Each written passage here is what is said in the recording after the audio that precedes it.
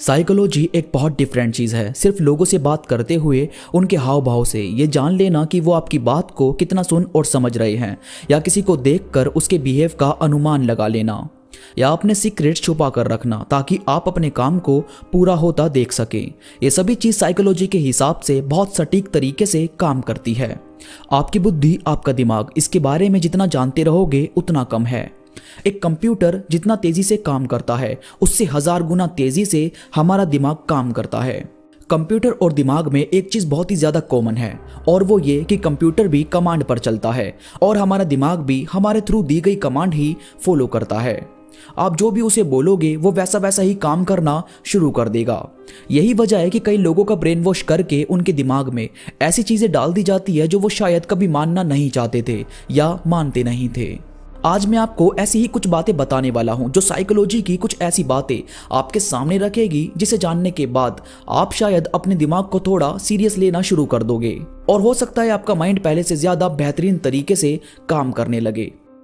तो इसमें सबसे पहले है कि हमारा दिमाग तब बहुत क्रिएटिव काम करता है जब हम थके हुए होते हैं या उससे ज्यादा काम लेते हैं।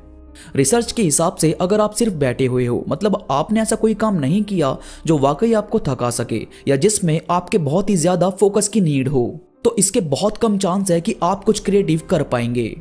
और वहीं आप बहुत फोकस करके किसी काम को कर रहे हो और फिर सडनली आपको याद आया कि यार वो चीज़ भी तो हो सकती है, तो ये एक्स्ट्रा क्रिएटिविटी निकालना ये कभी भी सिर्फ शांत बैठे बैठे नहीं होता। अब जैसे कोई आदमी बहुत ब्यूटीफुल पेंटिंग बनाता है और उसे एक काम मिला कि उसे कोई ऐसी पेंटिंग तैयार करनी है जो बिल्कुल अलग हो, मतलब ऐसा कुछ कि उसके अंदर इमोशंस भी छुपे हों और कुछ गुस्सा भी।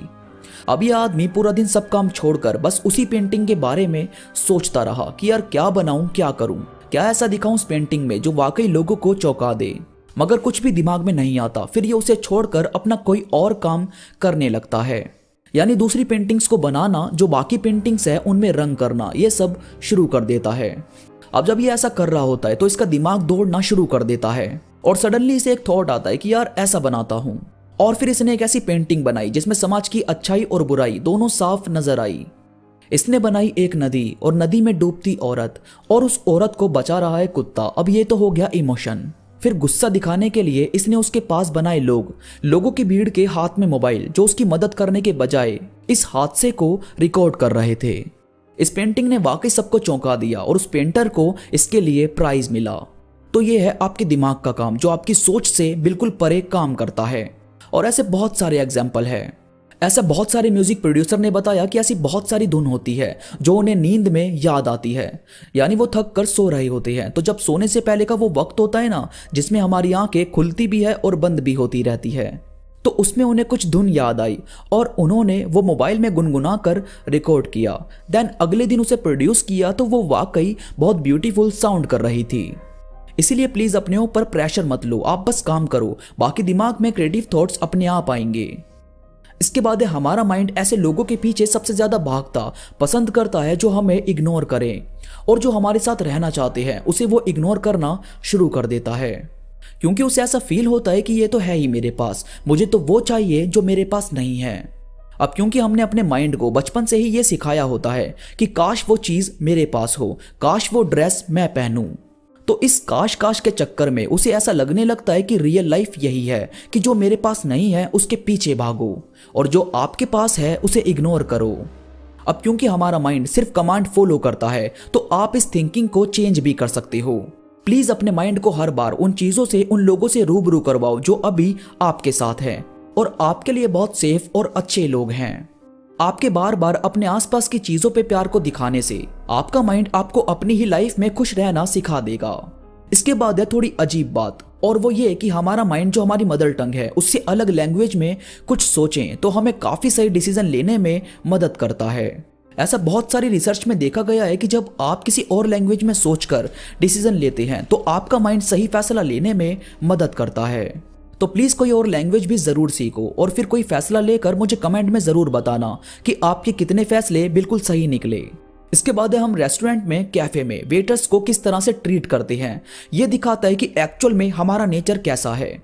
इस रूल को द वेटर रूल कहा जाता है। इसमें यह देखा जाता है कि आप दूसरे लोग जो आपकी नजर में सिर्फ एक वेटर हैं, उन्हें आप किस तरह से ट्रीट करते हैं।